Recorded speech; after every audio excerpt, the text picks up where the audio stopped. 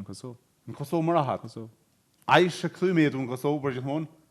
Mu momentalisht veç sport jo marrë në Gjermani, se unë filli isha këthy në Kosovë. Print paka shumë u kanë këthy ma shumë, atje janë të nejtë. Kosovën e kemi jem shumë të lidhë me Kosovë.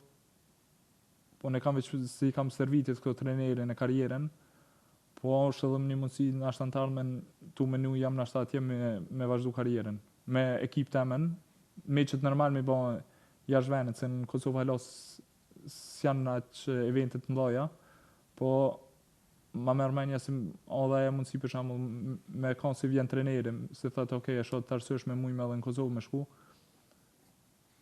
Pra ju të mendu me lëshu Gjermaninë mu këthy me jetu në Kosovë? Po, se kam atë problem, shpesh jam në Kosovë, unë pëlqen ma shumë. Normal këtu jem rrit, po nëse në Gjermani, po e kam Kosovën ma për zemre. Bravo. Gjaku nuk bëhet ujë. Kështu që më pëlqejnë këto mesazhe altin. Inshallah i dëgjoj këtë shqiptarët e diasporës një ditë duke thënë kështu. Ma merr mendja shumica. Inshallah Zotun e lutem çdo ditë që shqiptarët mos të vujnë më nëpër shtetet huaja.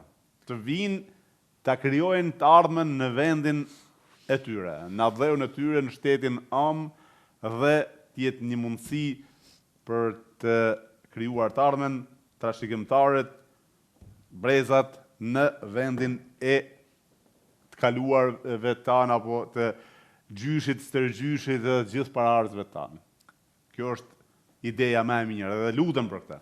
Me një gjuhë sa më shumë mesazhe të tilla që mos jemi më njerëz që lindim në Shqipëri dhe në Kosovë, i dalim, e jetojmë, e punojmë, e sakrifikojmë, e lodhemi, e coptohemi, e plakemi në diasporë, në momentin kur ndrojnë jetë prap, na dhejqojnë, pra domethënë kjo është një maltretim, besoj unë, që ju ka ndodhur shqiptarëve për fajt kuj nuk e di, por lutem që shqiptarët të punojnë, të krijojnë të ardhmen e tyre në vendin e tyre dhe të parëve të tyre.